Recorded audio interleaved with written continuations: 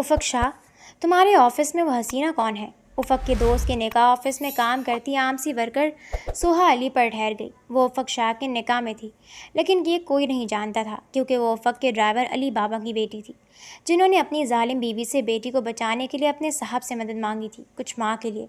तो उफ़क़ शाह ने उसके साथ निकाह के साथ साथ उसे अपने ऑफिस में जॉब भी दे दी थी। भूल जाओ उसे। लेकिन क्यों?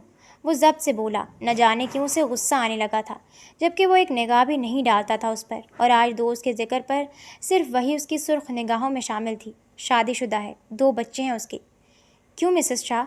सोहा फ़ाइल देने आई तो वो सब सुन चुकी थी। जब अचानक उफ़क़ शाह के मुखातिब करने पर उसका हैरत से मुंह खुला था, क्योंकि आज से पहले उफ़क़ ने उससे कभी इस तरह की कोई बात नहीं की थी।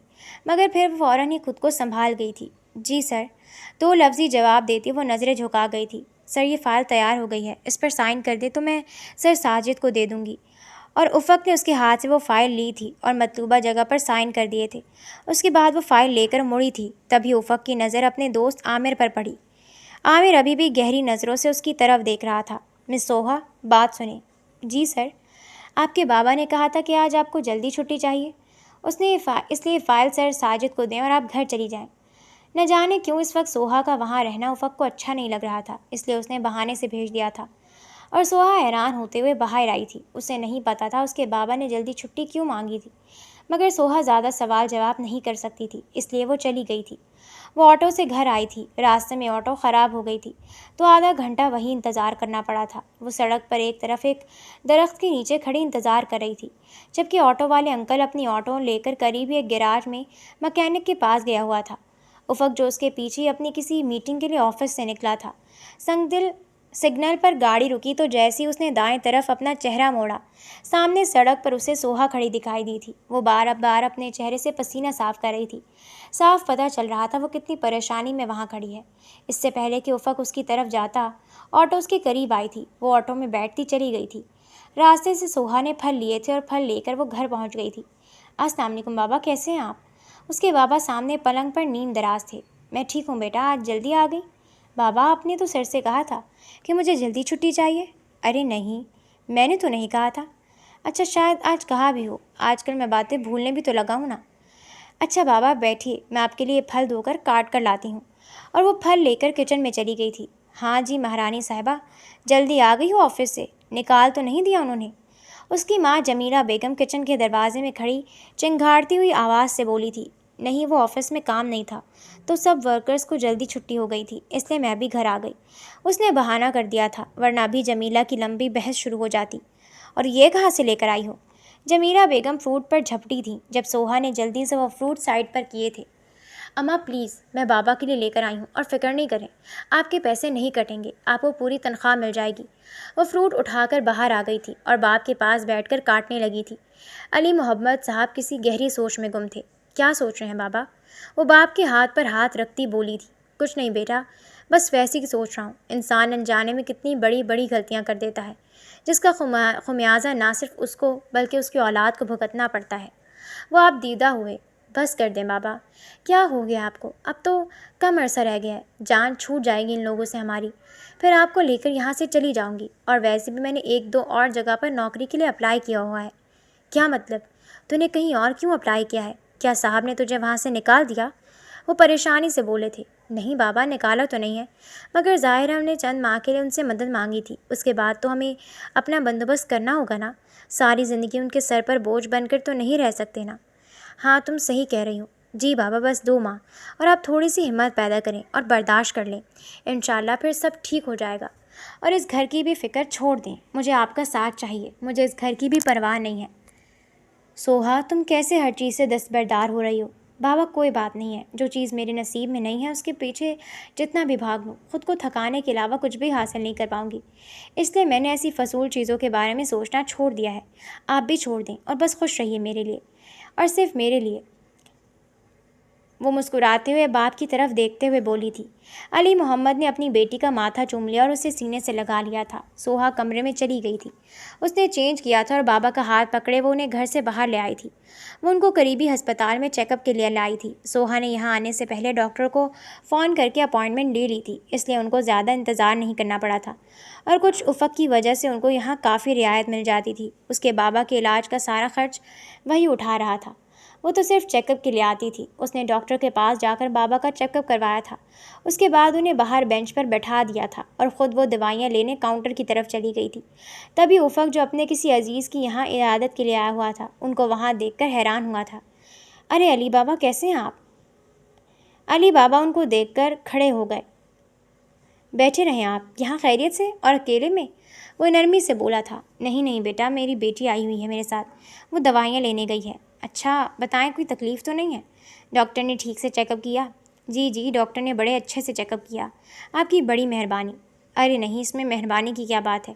तभी सोहा उनके पास आई थी। चलें बाबा? और फिर उसे देखकर वो ठटक गई थी और फिर फ़ौरन हमेशा की तरह नज़रें झुका गई थी। हाँ बेटा, चलते हैं। चले साहब, हम चलते हैं, अल्लाह हाफ़िज़। और वह अपने बाप का हाथ पकड़े हॉस्पिटल से निकल आई थी और फिर वो दोनों ऑटो का इंतज़ार करने के लिए वहाँ खड़े हो गए थे और पीछे उफ़क़ अस्पताल की सीढ़ियों पर खड़ा उन दोनों को देख रहा था। न जाने क्यों उसे खुद भी समझ नहीं आ रही थी कि वो सोहा को बार बार देखना क्यों चाह रहा है, मगर बस इस वक्त उसके दिल की ख्वाहिश थी वो सोहा को एक बार फिर से देखे। और इसी ख्वाहिश के लिए वो अस्पताल से बाहर आया था, पहले ऑफिस में, फिर सड़क पर और अब इधर। एक ही दिन में वो तीसरी बार उसको देख रहा था, मगर आज उसकी देखने की नज़र बदली हुई थी, बड़ी हक और जताती हुई सी। उनको ऑटो नहीं मिल रही थी। उफ़क़ ने सोचा था कि वो उनको अपनी गाड़ी में घर छोड़ाएगा। वो उनकी तरफ ही आ रहा था कि उसके पहुंचने से पहले ही ऑटो उनके पास आकर रुकी थी और वो उसमें बैठते चले गए थे, जबकि उफ़क़ का दिल चाह रहा था ऑटो वालों को कत्ल कर देता। सुहा ऑफिस में अपने कैबिन में बैठी काम कर रही थी जब आमिर अपने दोस्त से मिलने आया था, मगर उस दिन उफ़क़ अभी ऑफिस नहीं आया था। वो अपने किसी ज़रूरी काम से गया हुआ था। आमिर उफ़क़ के ऑफिस से निकला था, मगर सामने उसे सोहा नज़र आई थी तो उसके कदम खुद ब खुद उस तरफ बढ़ने लगे थे। एक्सक्यूज़ मी, वो उसके पास जाकर बोला था, जिस पर सोहा डर गई थी। ओह, आप तो डर गई, मैं तो बस वैसे ही आपके पास आया था। क्या कर रही हैं? वो उसकी कुर्सी पर झुका, उसके लैपटॉप पर नज़र जमाए बोला था। सोहा ने जल्दी से अपनी कुर्सी छोड़ी थी। वो सर में काम कर रही थी। इतना काम क्यों करती हैं? और वैसे मुझे आप लगती नहीं हैं 2 बच्चों की अम्मा। इतनी छोटी उम्र में कौन करता है शादी? वो कुर्सी पर बैठते हुए बोला था। कितनी सैलरी है आपकी? वो सवाल पर सवाल किए जा रहा था। सोहा चुपचाप खड़ी थी। सर, आप प्लीज़ मुझे मेरा काम करने दें, वो ज़रा सख्त लहजे में बोली थी। अरे हुसन की देवी, तुम्हारे ये नरमो मुलायम हाथ काम के लिए नहीं बने। अच्छा छोड़ो बातें, मुझे बताओ, तुम मुझसे दोस्ती करोगी? मुझसे दोस्ती कर लोगी तो फ़ायदे में रहोगी, वो उसे गलीज़ नज़रों से देखता हुआ बोला था, जिस पर सोहा का जब जवाब दे गया था। बकवास बंद करो अपनी। इस तरह की ऑफ़र्स तुम्हारे घर की ख़वातीन लेती होंगी, मैं नहीं। अभी और इसी वक्त यहाँ से निकलो। वो ऊंचा ऊंचा चिल्लाने लगी थी, जबकि तभी उफ़क़ भी ऑफिस आ चुका था। तुम्हें तो मैं बताता हूँ। वो उठकर उसका हाथ पकड़ने लगा था जब सोहा ने एक ज़ोरदार थप्पड़ उसके मुंह पर मारा था। तुम्हारी इतनी जुर्रत, 2 टके की लड़की! इससे पहले कि वो कुछ करता, उफ़क़ सोहा के आगे आया था। क्या हो गया आमिर, ये क्या हरकत है? तुम मेरी ऑफिस में खड़े होकर मेरी ही वर्कर्स के साथ बदतमीज़ी करोगे? उफ़क़, ये लड़की मेरे साथ बदतमीज़ी कर रही थी, मुझ पर डोरे डाल रही थी, मेरे साथ दोस्ती करने की बातें कर रही थी। सर, मैं ऐसी नहीं हूँ। मैंने नहीं कहा। नहीं, ये अब झूठ बोल रही है। ये छोटे घरों की लड़कियाँ ऐसी ही होती हैं, बदकिरदार और नीच। और यहीं पर उफ़क़ शाह का जवाब दे गया था। उसने एक ज़ोरदार थप्पड़ अपने दोस्त के मुंह पर दे मारा था। तुम एक घटिया और बेगैरत मर्द हो। अब भी और इसी वक्त मेरे ऑफिस से निकल जाओ और आइंदा यहाँ का रुख मत करना, वरना मैं तुम्हारी टांगें तोड़ दूँगा। और आमिर तो मुँह पर हाथ रखे हैरत से अपने दोस्त को देख रहा था। तुमने इस 2 टकी की लड़की के लिए, एक मामूली मुलाजमा के लिए मुझ पर हाथ उठाया? हाँ, और मैं तुम पर गन भी तान सकता हूँ। निकलो अब यहाँ से। वो चिल्ला रहा था और सिक्योरिटी आकर आमिर को बाहर लेकर गई थी, जबकि सोहा बुरी तरह से कांप रही थी। उसके आंसू उसका चेहरा भिगो रहे थे। उफ़क़ सोहा पर एक नज़र डालता अपने ऑफिस की तरफ बढ़ गया था और सोहा के दिल में जैसे किसी ने तीर चला दिया था। वो अपनी तकलीफ़ पर ज़ब्त करती कुर्सी पर बैठ गई थी, जबकि बाकी लोग भी अपनी जगह पर बैठ गए थे, मगर सब लोग आज हैरान रह गए थे। इस तरह से उनके ऑफिस में आज तक नहीं हुआ था। उफ़क़ अपने वर्कर्स से बड़े इज्जत और एहतराम से बात करता था। सब लोग आमिर की इस घटिया हरकत पर हैरान थे। सिदरा सोहा के पास आई थी। सोहा, बस कर दो, रोना बंद करो। देखो उफ़क़ सर ने कितनी बेइज्जती की है उसकी। वो है ही ऐसा। सिर्फ तुम्हारे साथ नहीं, उसने हम सबके साथ भी ऐसी हरकतें की हैं। मगर तुमने बिल्कुल ठीक किया जो उसका मुंह तोड़ जवाब दिया है। मगर सोहा के आंसू रुक नहीं रहे थे। तभी पीए आया था। उसने सोहा को उफ़क़ के कमरे में भेजा था। मैम, आपको बॉस बुला रहे हैं। सोहा का दिल ज़रा भी नहीं चाह रहा था, मगर वो अपने आंसू साफ करती उफ़क़ शाह के ऑफ़िस की जानिब चली गई थी। सोहा अली, क्या मैं जान सकता हूँ कि ये सब क्या है? उफ़क़ अपने हाथ में पकड़ा हुआ पेपर उसकी तरफ बढ़ाते हुए बोला था। जी सर, ये मेरा रेजिग्नेशन लेटर है। मगर क्यों? सर, बाबा ने 6 माह का कहा था और 6 माह कंप्लीट हो गए हैं। और वैसे भी मैंने एक और जगह अप्लाई किया है जॉब के लिए, तो मैं यहाँ से वहाँ मूव कर जाऊँगी। और आज मेरा ऑफ़िस में आखिरी दिन है। उसकी आंखों के साथ उसका लहजा भी भरा गया था। क्या मैंने आपको इजाज़त दी है रेजिग्नेशन देने की? जब तक मैं ना कहूँ आप यहाँ से नहीं जा सकती, समझी? मगर सर, अब मैं इस ऑफ़िस में काम नहीं कर सकती। पहले शायद कर लेती, मगर आज जो कुछ हुआ है मैं अभी यहाँ नहीं रह सकती। और हाँ, ये रिश्ता भी ख़त्म कर दें आप, जैसा कि बाबा ने कहा था। उसने उफ़क़ शाह के टेबल से पेन और पेपर उठाया था और वहाँ पर कुछ लिखा था। ये मेरा न्यू एड्रेस है। हम लोग यहाँ पर शिफ्ट हो गए हैं। आप डिवोर्स पेपर इस पते पर भेज दीजिएगा। वो पेपर उसके सामने रखती फ़ौरन से वहाँ से उठ गई थी और उसके ऑफ़िस से निकल आई थी। वो सीधा अपने कैबिन में गई थी। वहाँ से उसने अपना बैग उठाया था और फिर वो बाहर आ गई थी। पूरे रास्ते न जाने क्यों उसकी आंखें भीगती रही थीं। हालांकि वो इस रिश्ते की अहमियत समझती थी। उफ़क़ शाह का उससे भला क्या जोड़ था? ये तो उसके बाबा पर एहसान था। मगर वो पूरा रास्ता रोती आई थी। लेकिन वो घर के अंदर जैसे दाखिल हुई तो उसने अपने आंसू साफ कर लिए थे, क्योंकि वो बाप के सामने रोकर उनको परेशान नहीं करना चाहती थी। मगर वो जैसे ही घर के अंदर आई, उसके बाबा सामने ही फर्श पर ज़मीन पर गिर पड़े थे। बाबा! वो चिल्लाई थी और भागकर बाबा के पास आई थी। बाबा, बाबा, आपको क्या हुआ है? वो बाप का चेहरा सीधा करते चिल्लाई थी, मगर उसके बाबा का ठंडा यख वजूद बेजान हो चुका था। वो ऊंचा ऊंचा चिल्लाने लगी थी। फिर वो भागकर अपने बैग के पास आई थी और उसने मोबाइल निकालकर एम्बुलेंस को बुलाया था। थोड़ी देर बाद एम्बुलेंस आ गई थी। उसके बाबा को अस्पताल ले जाया गया था, मगर वो तो पहले ही मर चुके थे। डॉक्टर ने कहा था कि 1 घंटा पहले उनकी मौत हो चुकी है। सोहा रो रोकर पूरा अपना बुरा हाल कर लिया था। वो अपने बाप को एम्बुलेंस में डाले अकेली घर वापस आई थी। उसके हमसाए से 2-3 लोग एम्बुलेंस देखकर निकले थे और जब उनको पता चला कि उनके नए पड़ोसी अली मोहम्मद वफ़ात पा गए हैं, तो वहाँ से कुछ लोग आए थे। उन्होंने अली मोहम्मद की तदफीन का इंतज़ाम किया था। रफ़ीक साहब इस मोहल्ले के सबसे मोतबर और नेक आदमी थे। वो सोहा के पास आए थे। उसके सर पर हाथ रखते बोले थे, बेटी, क्या आपने किसी को बुलाना है? आपका कोई अजीज़, कोई रिश्तेदार? नहीं अंकल, कोई भी नहीं है मेरे सिर्फ बाबा थे और वो चले गए। और फिर वो फूट फूट कर रो दी थी। हमसाए से आई हुई औरतें सोहा को संभाल रही थीं और फिर उसके बाबा को उसकी आंखों के सामने तदफीन के लिए ले जाया गया था। इस दुनिया में उसका वाहिद रिश्ता भी आज मनो मिट्टी तले जा सोया था। सोहा बिल्कुल अकेली हो गई थी। पूरी रात वो फर्श पर बैठे रोती रही थी। रफ़ीक साहब की बीवी नुसरत बेगम रात को उसके पास ही रुक गई थी। अगले दिन उसके बाबा की कुलखानी थी और ये सारे इंतज़ामात रफ़ीक साहब ही देख रहे थे। बेटा, कुछ खा लो, आपने कल से कुछ भी नहीं खाया था। नुसरत बेगम खाना लेकर उसके पास आई थी। मुझे कुछ नहीं खाना आंटी, मेरा दिल नहीं चाह रहा। देखो बेटा, अगर इस तरह भूखी रहोगी तो बीमार पड़ जाओगी और तुम्हारे बाबा को कितनी तकलीफ़ होगी। वो तुम्हें तो हंसता मुस्कुराता देखना चाहते थे ना। चलो खाना खाओ। उन्होंने ज़बरदस्ती सोहा को थोड़ा सा खाना खिलाया था। 2 दिन तक तो नुसरत बेगम उसके पास रुकी थी। उससे अगले दिन रफ़ीक साहब की तबीयत ख़राब थी तो वो अपने घर चली गई थी। कोई बात नहीं आंटी, मैं रह लूँगी, आप फ़िक्र नहीं करें। सोहा ने पूरी ज़िंदगी अब अकेले ही रहना था। वो कब तक किसी का सहारा लेती, इसलिए उसने नुसरत बेगम को कह दिया था कि वो जाकर अपने शौहर का ख्याल रखें। सोहा के सर में शदीद दर्द था तो वो किचन में चाय बनाने की गर्ज से आई थी। रात के तकरीबन 10 बज रहे थे जबकि अचानक बाहर खटका हुआ था। सोहा के हाथ कांपे थे क्योंकि उसे किसी की मौजूदगी का एहसास हुआ था। तुम्हें क्या लगा था मैं अपनी बेइज्जती का बदला तुमसे नहीं लूँगा? आमिर अपना करीब वजूद लेकर उसके सामने खड़ा था। सोहा सहमी सी उसे देख रही थी। देखो यहाँ से जाओ, वरना मैं शोर मचा दूंगी। और उस पर आमिर ने कहकहा लगाया था, किसे बुलाओगी चिल्लाकर? मुझे पता है तुम्हारा बाप इस दुनिया में नहीं है, वो बुढ़ा तो मर चुका है। और पता ही नहीं वो उफ़क़ ने झूठ क्यों बोला। तुम्हारी तो शादी भी नहीं हुई, शायद अपने बुढ़े बाप के साथ यहीं रहती हो ना। और तुम्हारा बाप वो उफ़क़ का ड्राइवर था। जानता हूँ मैं उस बुढ़े को। बकवास बंद करो। सुहा ने पास पड़ा बेलन उठाकर उसके सर में मारा था। वो लड़खड़ाया था और सुहा ने उसे धक्का दिया था और वो खुद कमरे में भाग गई थी। उसने दरवाज़ा बंद कर लिया था। सुहा को कुछ समझ नहीं आ रहा था। उसके हाथ पांव कांप रहे थे। वो बुरी तरह से रो रही थी। तभी उसकी नज़र फ़ोन पर पड़ी थी। आमिर बाहर से ज़ोर ज़ोर से दरवाज़ा अंदर की तरफ धकेल रहा था और जितना वो ज़ोर लगा रहा था सोहा को डर था कहीं दरवाज़ा टूट ना जाए, क्योंकि आमिर तो जुनूनी हुआ खड़ा था। सोहा ने फ़ोन उठाया था। उसे समझ नहीं आ रही थी वो किसका नंबर मिलाए। उसके फ़ोन पर उफ़क़ शाह की कॉल आई हुई थी और उसने उसी नंबर पर कॉल बैक की थी। पहली ही बेल पर कॉल उठा ली गई थी। Hello hello hello sir, please मुझे बचा लें। वो आमिर सर, वो बाहर दरवाज़ा तोड़ रहे हैं। प्लीज़ सर मुझे बचा लें। क्या हो गया सोहा, तुम ठीक हो? और अली बाबा कहाँ हैं? तुम कहाँ हो?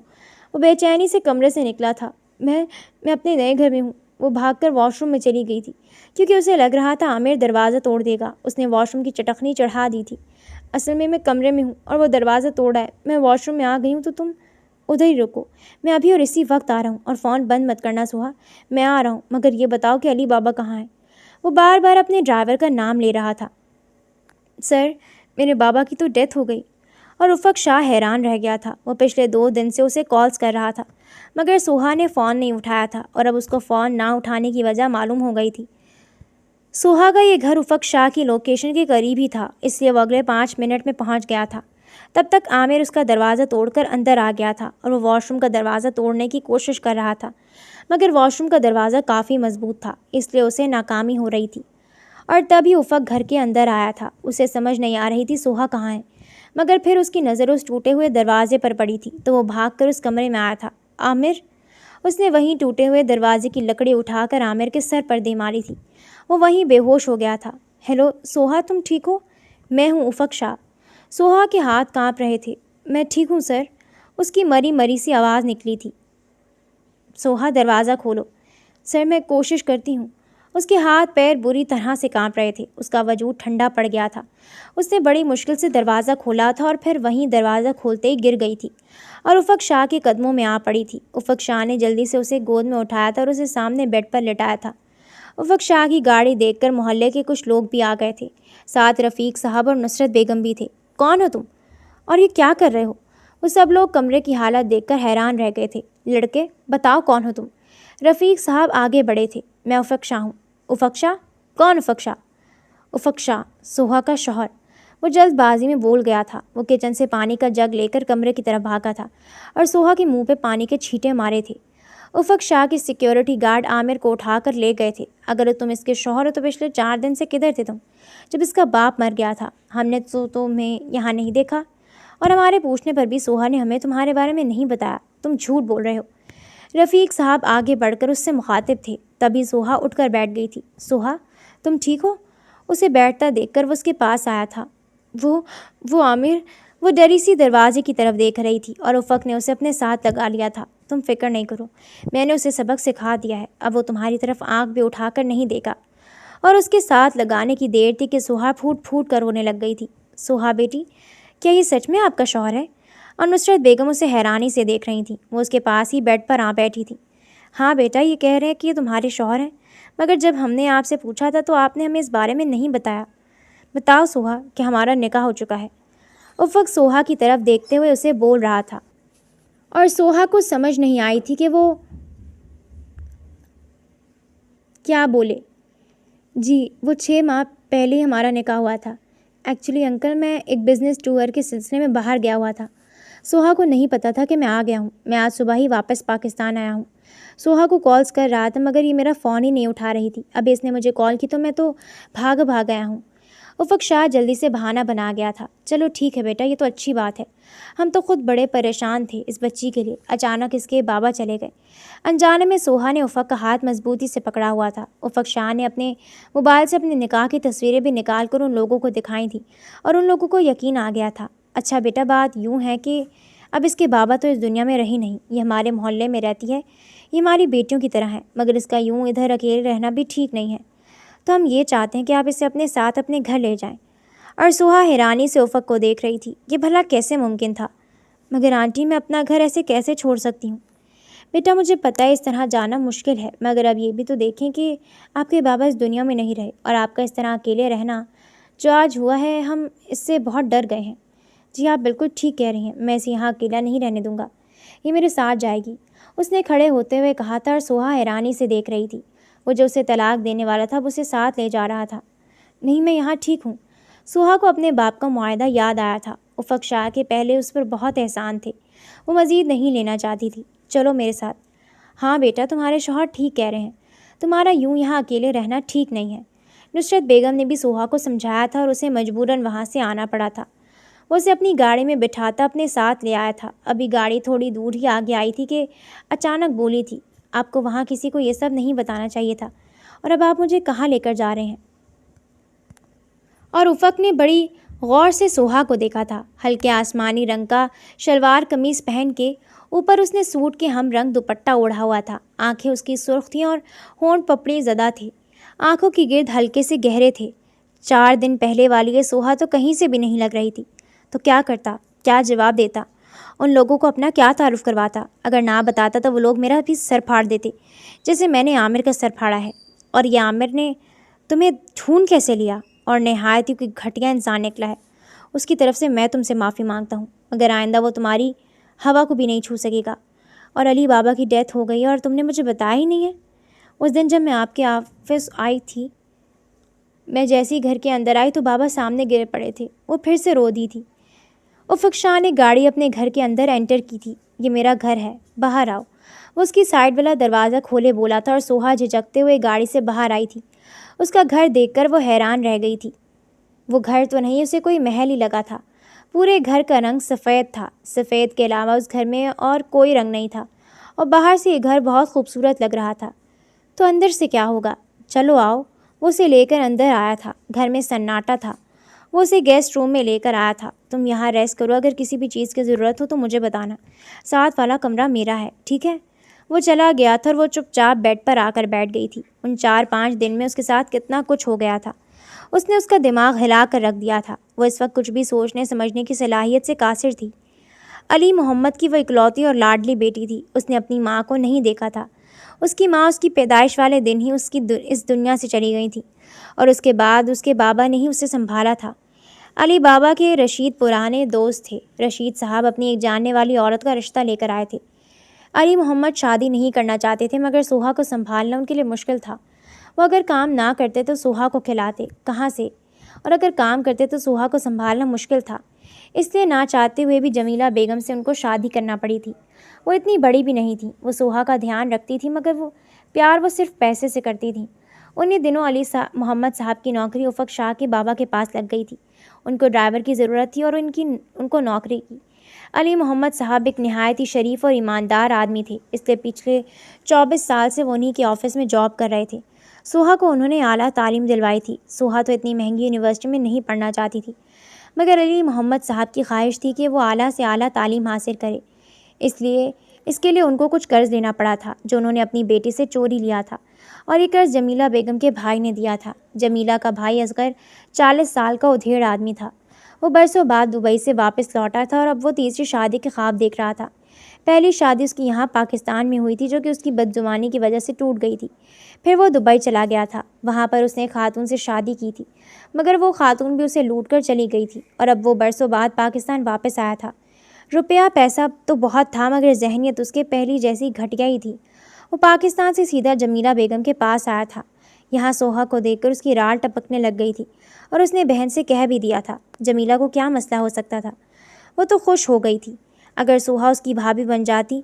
सोहा नहायत ही खूबसूरत, पढ़ी लिखी और सुलझी हुई लड़की थी, मगर जानती थी सोहा का बाप कभी नहीं मानेगा, इसलिए उसने चाल चली थी और अपने भाई से लाखों रुपए का कर्ज सोहा के एडमिशन के तौर पर अली मोहम्मद साहब को दिला दिया था। उसके आखिरी 2 सेमेस्टर की फ़ीस असगर नहीं भरी थी, और उसकी जैसे ही तालीम मुकम्मल हुई, असगर ने अपना कर्ज़ मांगना शुरू कर दिया था, और कर्ज़ ना देने की सूरत में उसने साफ कह दिया था कि वह सोहा को उठा कर ले जाएगा। अली मोहम्मद साहब के तो हाथ पैर फूलने लग गए थे, और उस दिन उसने अपने बॉस से मदद मांगी थी। उफक शाह शाम 5 बजे अपने ऑफिस से निकला था। वो घर जा रहा था जब अली मोहम्मद साहब बहुत ज़्यादा टेंशन में थे। खैरियत है अली बाबा, आप कुछ परेशान लग रहे हैं। उफक शाह बचपन से उनको, तो इसलिए वो उनको अली बाबा ही कहता था।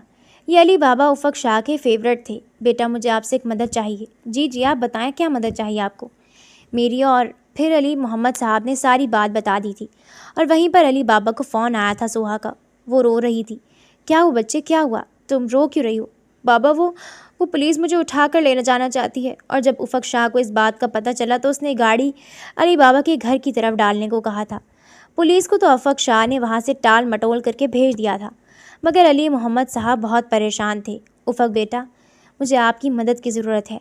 जी जी बाबा, आप मुझे बताएं, मैं आपकी कैसे मदद कर सकता हूँ? आप मेरी बेटी से निकाह कर लें।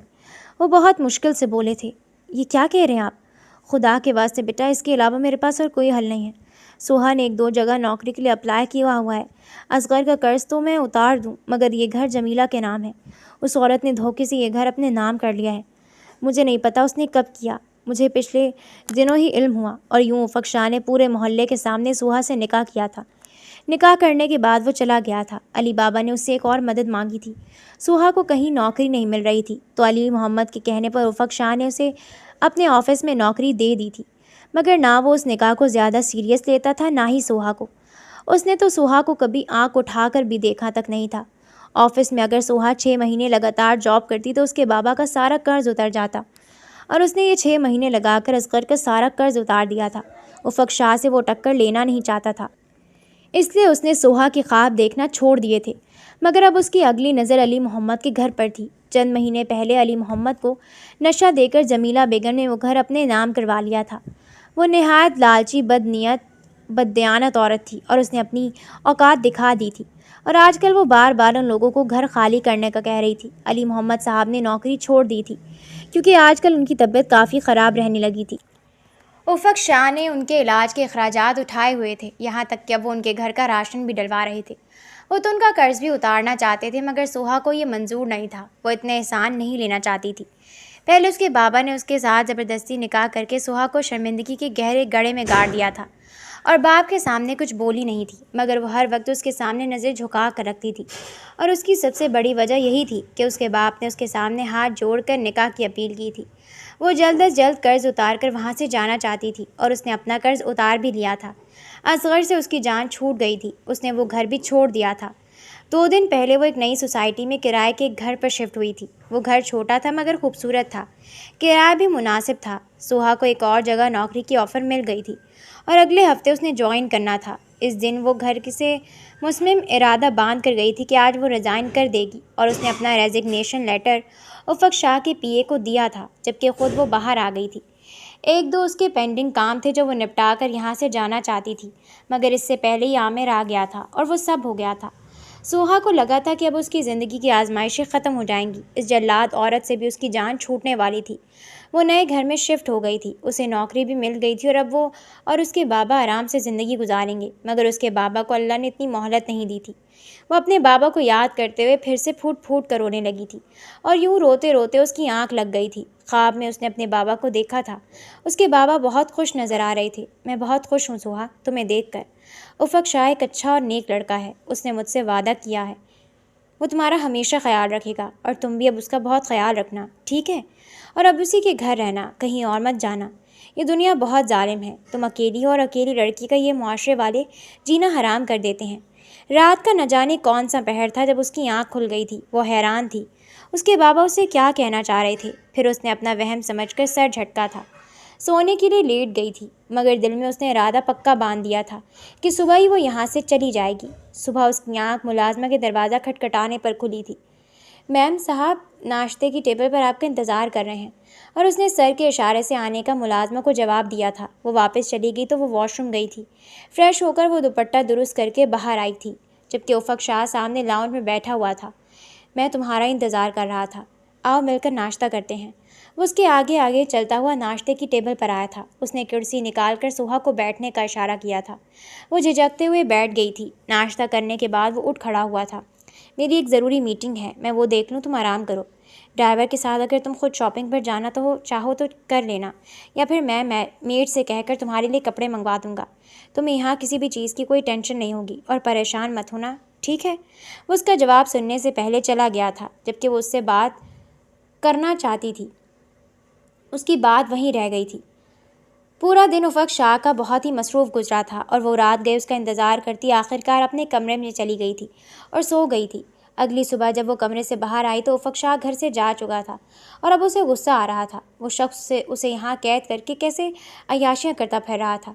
यहाँ किसी चीज़ की भी कोई कमी नहीं थी। उफक ने उसके कपड़े भिजवा दिए थे। ज़रूरत की हर चीज़ उसके कमरे में मौजूद थी, जबकि इतनी आसाइशें होने के बावजूद उसका यहाँ दम घुट रहा था। और रात के 10 बज गए थे, वो अभी तक नहीं आया था। मगर आज सुहा ने उसका इंतज़ार करने की ठान ली थी। वह जितना भी लेट आता वो उससे बात किए बिना सोने वाली नहीं थी, क्योंकि आज आखिरी दिन था।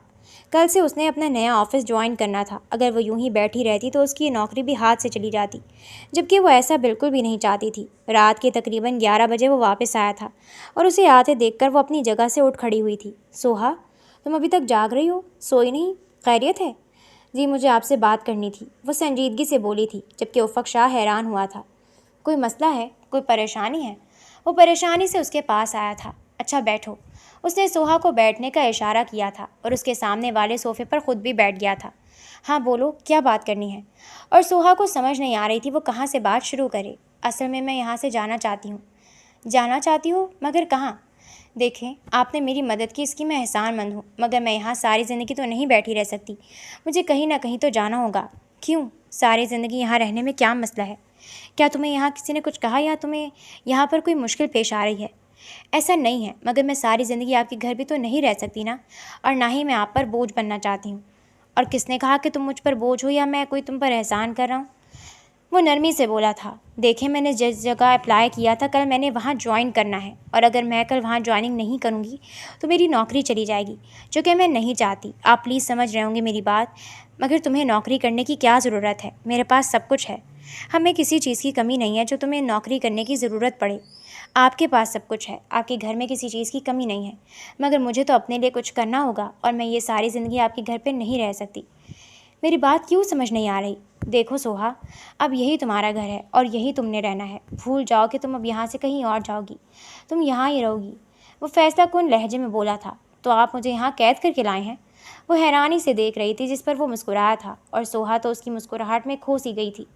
पिछले 6-7 महीने से वो उसके ऑफिस में काम कर रही थी। उसे दिन में काफ़ी दफ़ा देखती थी, मगर मुस्कुराते उसने उसे आज ही देखा था, और वो बड़ा ही प्यारा मुस्कुराता था। मैंने तुम्हें बिल्कुल भी कैद नहीं किया। तुम आज़ाद हो, घूमो फिरो, एंजॉय करो अपनी ज़िंदगी को, और ये घर तुम्हारा है। इसमें बिल्कुल वैसे ही रहो जैसे अली बाबा के घर पर रहती थी। और अली बाबा से मैंने वादा किया था, मैं तुम्हारा हमेशा ख्याल रखूँगा, तुम्हें कभी अकेला नहीं छोड़ूंगा, और मैं वादा खिलाफ बिल्कुल भी नहीं हूँ।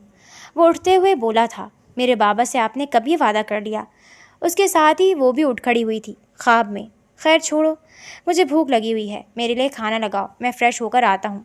वो उसे ताकीद करता कमरे में चला गया था, जबकि वो हैरानी से देख रही थी। क्या मैं इसकी मुलाजमा हूँ जो उसके लिए खाना लगाऊँ? मगर फिर मजबूरन उसे खाना उसके लिए गर्म करना पड़ा था। वो किचन में आई थी और जैसे ही वो टेबल पर आया था, वो अपने कमरे में चली गई थी, और वो उसे देखते हुए सर झटकता अपने खाने की तरफ मुतवज्जा हो गया था। उफक शाह अपने ऑफिस में मसरूफ़ सा बैठा था जब आमिर उसके पास आया था। मैं पूछ सकता हूँ तुम्हारी इस बेहूदगी की वजह? वो उसके पास आकर चिल्लाया था, जबकि उफक शाह ने उसे खा जाने वाली नज़र से देखा था। तुम्हें यहाँ आने की इजाज़त किसने दी? बकवास बंद करो। मैं यहाँ बरसों से आ रहा हूँ, दोस्त हो तुम मेरे, और इसलिए तुम्हारी जान बख्श दी थी। वो उसे टोकता बोला था। अरे वाह, तुमने तो बड़ा एहसान किया मुझ पर। मुझे सिर्फ वजह बताओ, वो लड़की तेरे लिए इतनी अहम हो गई कि तूने उसकी वजह से मेरा ये हाल कर दिया? वो अपने चोट ज़दा सर की तरफ इशारा करते बोला था। शुक्र करो मैंने तुम्हारी गर्दन नहीं उड़ा दी। क्या रिश्ता है तुम्हारा उसके साथ? वो फिर से बोला था। बीवी है वो मेरी। क्या बकवास कर रहे हो उफक शाह तुम? वो हैरान हुआ था। यह हकीकत है, वो दो टोक बोला था। वो तुम्हारे ड्राइवर की बेटी है, वो मेरे ड्राइवर की बेटी है, और अब वो मेरी बीवी भी है, समझे तुम? 6 माह से वो मेरे निकाह में है, और आइंदा तुम। वो उंगली दिखाते कुछ बोलने लगा था जब आमिर ने उसके मुंह पर हाथ रख दिया था। आई एम सॉरी, अगर ये सच है तो मैं तुमसे बहुत शर्मिंदा हूँ। वो नज़र झुका गया था। सिर्फ इसलिए कि वो मेरी बीवी है तो तुम्हें शर्म आ रही है? वो एक लड़की है, एक इंसान है। क्या तुम्हें लड़कियों की इज्जत नहीं सिखाई गई?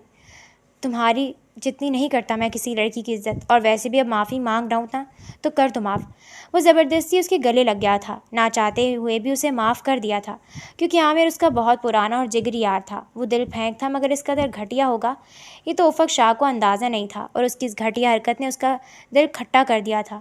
वो इस दिन घर भी ज़रा जल्दी आ गया था। वो घर में आया तो पूरा घर सन्नाटे में डूबा हुआ था। शाम के सिर्फ 4 बजे थे, मगर वहाँ कोई भी नज़र नहीं आया था। सारे मुलाजिम अपने क्वार्टर्स में थे। उसके घर की सारी जिम्मेदारी उसके एक मुलाजिम असलम के सर पर थी और असलम उसके आबाई गांव का रिहायशी था और वह नहायत ही शरीफ इंसान था, मगर बेटी की शादी के सिलसिले में वो गाँव गया हुआ था। उसकी गैर मौजूदगी में अब उसका घर औंधा पड़ा हुआ था, वरना इतनी नाअहली कोई नहीं दिखाता था। वो सीधा सोहा के कमरे में आया था। ये सब लोग किधर गए हैं? सोहा, कोई भी नहीं है। और सोहा ने सटपटा कर उसे देखा था। वो, मुझे तो नहीं पता। सब मुलाजिम शायद अपने अपने कमरों में गए होंगे। ये घर कितना बिखरा पड़ा है। और अभी मैं किचन से होकर आया हूँ, वहाँ का भी ऐसे ही बुरा हाल है। क्या तुमने किसी को काम पर नहीं लगाया? यार, तुम्हें मुलाजमों को डांटना तो चाहिए था ना। उन्होंने सफाई भी शायद नहीं की, बल्कि मुझे तो लग रहा है पिछले 1 हफ्ते से घर की सफाई नहीं हुई, जब से असलम गया है। मगर मैं किसी मुलाजमा को कुछ कह सकती हूँ? वो माइंड कर जाएंगे। क्या हो गया सोहा? तुम्हें वो तुम्हारी बात का माइंड क्यों करेंगे? अच्छा चलो, अभी मेरे सर में बहुत दर्द है, मुझे 1 कप चाय का पिला दो प्लीज़, अगर तुम्हें जहमत ना हो तो। जी ठीक है, मैं बना कर लाती हूँ। वह आहिस्ता से बोली थी। उसकी ये अदा उसको बहुत पसंद थी।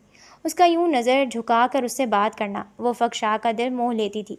वो मुस्कुराता हुआ वापस मुड़ा था। वो चाय का कप ट्रे में रखे उसके कमरे की तरफ बढ़ी थी। दरवाज़ा नॉक किया था और वो अंदर गई थी। यहाँ आने से पहले उसने सकीना काम वाली को क्वार्टर से बुलवाया था और उसको काम पर लगाया था, जबकि शफीक जो उनका कुक था उसको भी उसने खाना बनाने पर लगा दिया था। उफ़क़ शाह के सामने ट्रे रखी थी। उसने कप उठा लिया था। वो वापस मुड़ी थी। वापस कहाँ जा रही हो? वह अचानक बोला था। मैं वापस अपने कमरे में जा रही हूँ। और तभी उसने उसका हाथ पकड़ लिया था।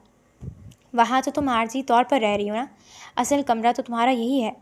वो हैरान नज़रों से उसे देख रही थी। मेरा हाथ छोड़ें प्लीज़, और अगर ना छोड़ तो। सोहा, मैं चाहता हूँ तुम इस घर को अपना घर समझो और इस घर के मालिक को भी। वो उसके चेहरे की तरफ देखता हुआ बोला था, जबकि सोहा सर झुकाए खड़ी थी। देखें, आपने बाबा पर एहसान किया था, बाबा की रिक्वेस्ट पर आपने मुझसे निकाह किया, और अगर बाबा से आपने कोई इस तरह का वादा किया हुआ भी है तो मैं आपको इस वादे से आज़ाद करती हूँ। क्या तुम किसी और को पसंद करती हो? वो हैरानी से देखा था। आपको मैं ऐसी लगती हूँ? उसे गुस्सा आया था। तो फिर बिला वजह मुझसे तलाक का मुतालबा बार बार क्यों करती हो? क्यों मुझे बार बार अजियत में मुब्तला कर देती हो सोहा? मैं इस रिश्ते को निभाना चाहता हूँ दिल से। तुम मुझे अच्छी लगने लगी हो, और इतना तो मैं जानता हूँ मुझ में भी ऐसी कोई ख़ास बुराई तो नहीं है। प्लीज़ मेरी बात मान लो। पता नहीं कब मुझे तुमसे मोहब्बत हो गई है, मुझे नहीं पता। जब अली बाबा ने मुझे तुमसे निकाह करने का कहा था तो मैंने सच में ये निकाह आर्जी तौर पर ही किया था, और मेरा इरादा यही था कि तुम्हें सेटल करके मैं तुम्हें आज़ाद कर दूंगा, क्योंकि शादी का मेरी ज़िंदगी में अभी तक कोई प्लान नहीं था। मगर फिर न जाने क्या हुआ कि तुमसे दूर जाने को दिल ही नहीं करता। वो उसके दोनों हाथ थामे मोहब्बत से बोल रहा था। क्या तुम मुझसे मोहब्बत नहीं करती? अब वो सोहा की तरफ सवालिया नज़रों से देख रहा था, और वो भला उसे क्या बताती। ये शानदार सा उफ़क़ शाह पहले दिन से ही उसके दिल पर काबिज़ हो गया था, मगर उसे अपनी औकात का अंदाज़ा था। इसलिए उसने हमेशा खुद को हद में रखा था, क्योंकि उसे अपनी इज़्ज़त नफ्स सबसे ज़्यादा अहम थी। वो हमेशा उफ़क़ शाह की तरफ देखने से परहेज़ करती थी। उसकी सबसे बड़ी वजह यही थी कि कहीं उसकी नज़रों से वो उसकी चोरी पकड़ ना लेता। और तभी उफ़क़ शाह ने उसकी ठोड़ी पकड़कर उसका चेहरा ऊंचा किया था। लम्हा भर को दोनों की नज़रें मिली थीं, मगर वो फ़ौरन ही नज़रें झुका गई थी। पता है, जब तुम मुझे देखकर नज़र झुकाती हो ना, तो कसम से मुझे लूट ही लेती हो। उसके चेहरे पर ज़रा सा झुककर बोला था, और वो उसे कहना चाहती थी। जब वो उसे देखकर हल्का सा मुस्कुराता है तो सोहा को खुद पर काबू नहीं रहता, मगर ये बात वो सिर्फ सोच ही सकती थी, उसमें कहने की हिम्मत नहीं थी। मगर बेख्याली में उसके चेहरे पर बड़ी खूबसूरत मुस्कुराहट रेंग गई थी, और उफ़क़ शाह को इस खूबसूरत सी मुस्कुराहट ने उसके सारे सवालों के जवाब दे दिए थे। और फिर उफ़क़ शाह ने आगे बढ़कर उसे अपने सीने में समेट लिया था। ये कहानी इस हकीकत को खूबसूरती से उजागर करती है कि इज़्ज़त, किरदार और खुलूस इंसान की असल पहचान होते हैं, ना कि उसका हसब व नस्ब या माली हैसियत। सोहा ने हर आजमाइश में अपनी खुददारी, हया और मजबूत किरदार को थामे रखा, जबकि अली मोहम्मद एक ऐसे बाप के रूप में सामने आए जिन्होंने अपनी बेटी की हिफाजत के लिए हर मुमकिन कुर्बानी दी। उफ़क़ शाह का किरदार इब्तदा में सर्द और बेएहसास महसूस होता है, लेकिन वक्त के साथ उसकी ज़िम्मेदारी, इंसाफ पसंदी और एक औरत की इज़्ज़त के लिए डट कर खड़े होने की खूबी उसे काबिल एहतराम बना देती है। दूसरी तरफ आमिर और जमीला जैसे किरदार ये सबक देते हैं कि गुरूर, हवस, लालच और बद किरदारी आखिरकार इंसान को रुसवा ही करती है। ज़िंदगी में आजमाइशें कितनी ही सख्त क्यों ना हो, सब्र, इज़्ज़त नफ्स और अल्लाह पर भरोसा इंसान को टूटने नहीं देते। हर कार्य के लिए यही पैगाम है कि किसी इंसान